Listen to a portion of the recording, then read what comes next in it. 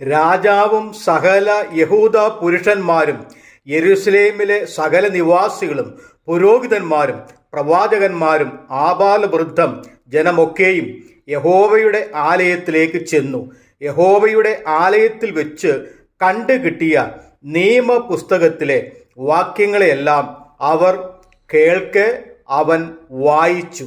രാജാവ് തൂണിനരികെ നിന്നുകൊണ്ട് താൻ യഹോവയെ അനുസരിച്ച് നടക്കുകയും അവൻ്റെ കൽപ്പനകളും സാക്ഷ്യങ്ങളും ചട്ടങ്ങളും പൂർണ്ണ ഹൃദയത്തോടും പൂർണ്ണ മനസ്സോടും കൂടെ പ്രമാണിക്കുകയും ഈ പുസ്തകത്തിൽ എഴുതിയിരിക്കുന്ന നിയമത്തിൻ്റെ വാക്യങ്ങൾ നിവർത്തിക്കുകയും ചെയ്യാമെന്ന് യഹോവയുടെ മുൻപാകെ ഒരു നിയമം ചെയ്തു.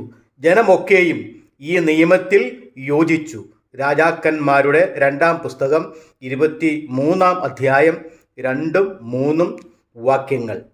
ഒരു രാജ്യത്തിൻ്റെ ഭരണാധികാരി നിയമം അനുസരിച്ച് നിയമത്തിന് വിധേയമായി പ്രവർത്തിക്കുകയും ആ രാജ്യത്തിലെ ജനങ്ങൾ ആ ഭരണകർത്താവിനോട് യോജിച്ച് നിയമം അനുസരിച്ച് പ്രവർത്തിക്കുകയും ചെയ്താൽ ആ രാജ്യത്തിൻ്റെ നിലനിൽപ്പിനും വളർച്ചയ്ക്കും വികസനത്തിനും അനുഗ്രഹത്തിനും അത് കാരണമായി തീരും. ദൈവം നമ്മെ അനുഗ്രഹിക്കട്ടെ. ആമേൻ.